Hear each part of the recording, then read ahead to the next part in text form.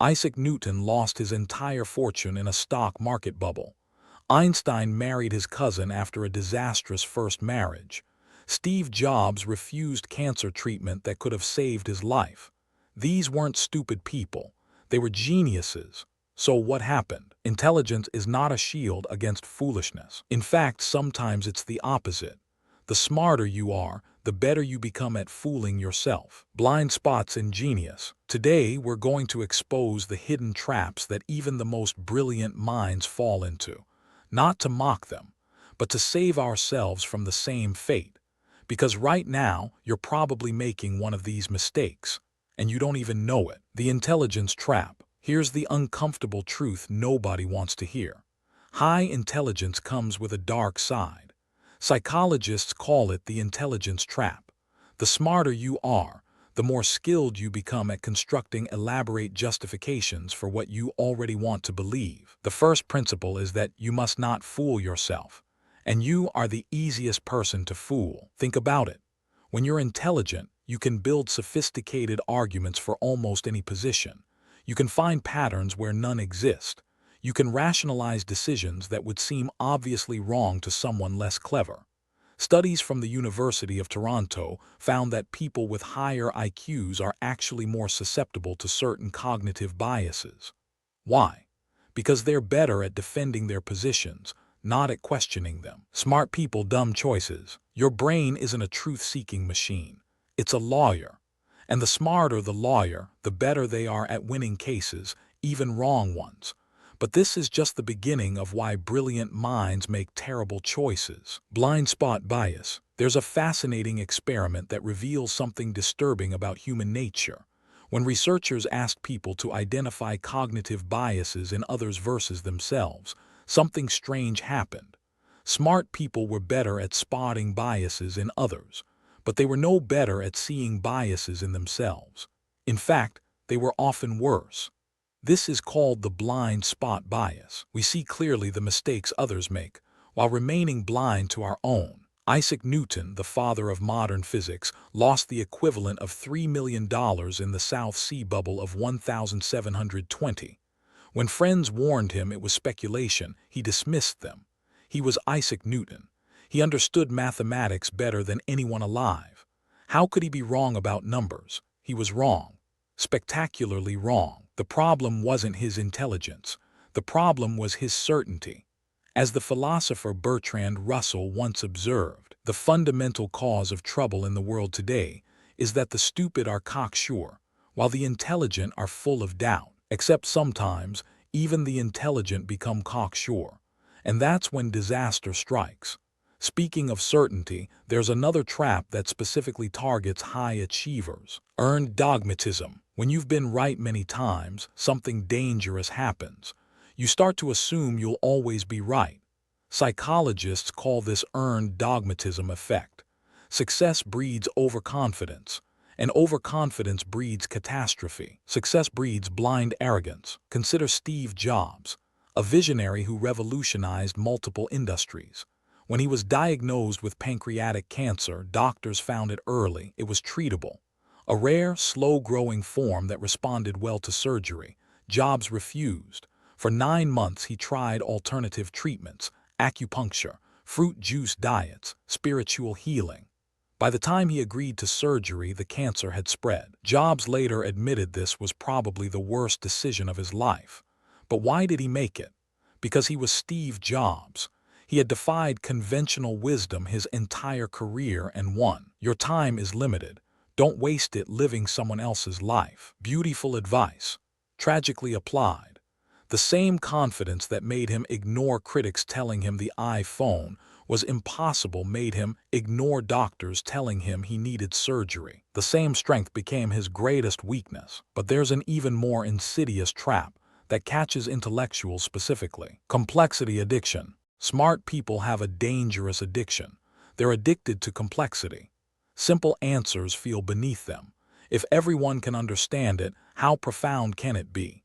This leads to what researchers call complexity bias, the tendency to prefer complicated explanations over simple ones, even when the simple explanation is correct. Genius is making the complex simple, not the simple complex. Albert Einstein spent the last 30 years of his life searching for a unified field theory. He refused to accept quantum mechanics, even though experiments kept proving it right. Why? Because it seemed too random, too messy, too simple in its randomness. God does not play dice with the universe, except apparently God does. Einstein couldn't accept it because his genius demanded elegant equations and beautiful symmetry. Sometimes reality isn't elegant. Sometimes the truth is uncomfortable, messy, and counterintuitive. Simple truth defeats complex lies. The smartest person in the room often misses the obvious answer because they are too busy looking for the brilliant one.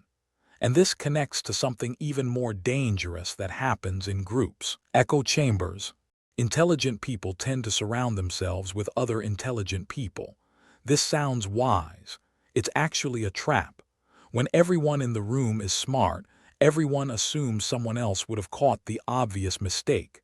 This is how the smartest teams make the dumbest decisions. Group intelligence creates collective blindness. The long-term capital management fund was run by literal geniuses. 2 Nobel Prize winners in economics, professors from the top universities, mathematicians who had revolutionized financial theory. In 1998, they lost $4.6 billion in less than 4 months, nearly crashed the entire global economy. How? They created mathematical models so sophisticated that nobody questioned them. Every smart person in the room assumed the other smart people had checked the assumptions. Nobody had. As Warren Buffett later observed, risk comes from not knowing what you're doing. They thought they knew exactly what they were doing. They were catastrophically wrong. Smart groups, stupid decisions. But the problem goes deeper than groups.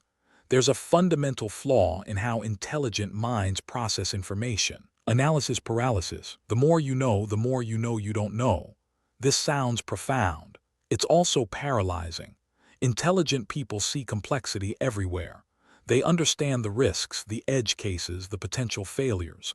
They see 17 reasons why something might go wrong, and so they don't act. Overthinking is the art of creating problems that do not exist. Studies show that people with higher cognitive ability spend more time deliberating decisions.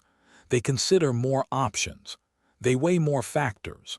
Often, they perform worse than people who just trusted their gut. Paralysis. Leonardo da Vinci was perhaps the greatest genius who ever lived. He also had a crippling problem with completion. The Mona Lisa took 16 years. His notebooks are filled with unfinished projects, abandoned inventions, incomplete masterpieces. His mind saw so many possibilities that choosing one felt like abandoning all the others. I have offended God and mankind because my work did not reach the quality it should have. His dying words. The greatest genius in history, apologizing for not finishing enough. Know too much, do too little. But analysis paralysis has an evil twin that's even more destructive. Sunk cost fallacy. Intelligent people are particularly vulnerable to the sunk cost fallacy. Why? Because they've invested so much in becoming experts. When evidence contradicts their expertise, admitting error feels like throwing away years of learning. So they double down. Too invested to quit. Consider the Concorde. Engineers knew for years that the supersonic jet would never be profitable. The math was clear, but governments had already spent billions.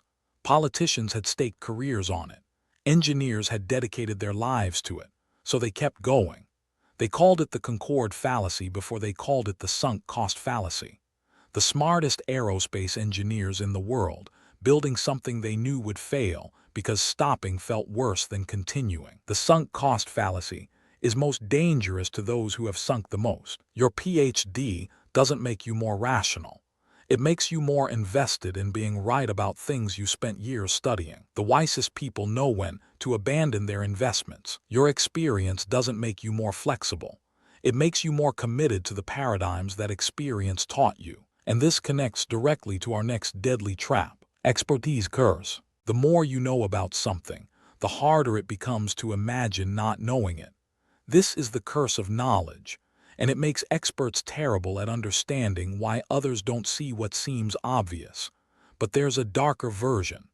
The curse of expertise makes experts terrible at seeing when the rules have changed. Expertise becomes a prison of outdated assumptions. Kodak invented the digital camera in 1975. Their engineers knew digital was the future. Their executives, experts in film, couldn't see it. They had spent careers mastering a technology that was about to become obsolete, so they buried the invention. Experts trapped by expertise. By 2012, Kodak was bankrupt. The experts who knew everything about photography knew nothing about the future of photography. It is not the strongest that survives, nor the most intelligent, but the most responsive to change. The typewriter experts didn't see computers coming. The record label experts didn't see streaming coming. The taxi experts didn't see Uber coming. Expert knowledge can become expert blindness. Your deep expertise in what is can blind you to what could be. But there's one more trap, perhaps the most dangerous of all: ego investment. Here's the trap that catches more brilliant people than any other. When your identity becomes attached to being smart, being wrong becomes unbearable. You stop seeking truth and start defending your ego. Linus Pauling won 2 Nobel Prizes. He then spent decades promoting vitamin C as a cure for cancer, despite mounting evidence that it didn't work. Despite colleagues begging him to reconsider, he couldn't. His identity was Linus Pauling, the genius who saw what others missed. Admitting error would mean admitting he was just another scientist. Wrong sometimes. Human. The greatest enemy of knowledge is not ignorance.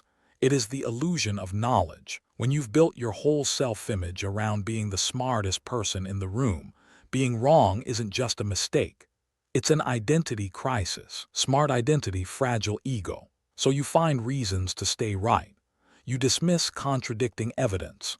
You attack the credibility of those who disagree. You become, paradoxically, less intelligent because you're so invested in appearing intelligent. True wisdom is knowing what you do not know. But there's hope. There's a way out of all these traps. The antidote. So what's the solution? How do you stay smart without falling into these traps?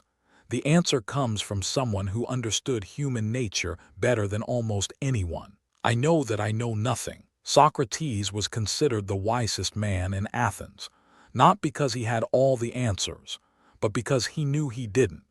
The antidote to intelligent foolishness is intellectual humility. This means actively seeking out people who disagree with you, not to defeat them but to learn from them. It means treating your beliefs as hypotheses to be tested, not truths to be defended. It means asking yourself regularly, what would change my mind? If nothing could change your mind, you're not thinking. You're believing. Question everything, especially yourself. The goal isn't to be right.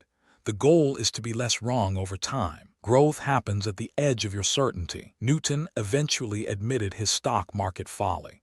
Einstein acknowledged some of his errors. Even geniuses can learn, but only if they're willing to let go of being the genius in the room. Intelligence is a gift, but every gift comes with a shadow. The same mind that can solve complex problems can construct elaborate justifications for foolishness. The same confidence that drives achievement can blind you to obvious mistakes. The same expertise that makes you valuable can trap you in outdated thinking. Gift and curse intertwined. Newton, Einstein, Jobs, Da Vinci, they weren't stupid. They were brilliant, and their brilliance couldn't protect them from themselves. Neither will yours. The measure of intelligence is the ability to change. The real mark of intelligence isn't being right. It's being willing to be wrong. It's the courage to question yourself with the same rigor you question others. It's understanding that your greatest strength can become your greatest weakness the moment you stop doubting it. The truth is never comfortable, but it's always worth knowing. If this made you think differently, hit like and subscribe. Until next time, stay curious, stay humble.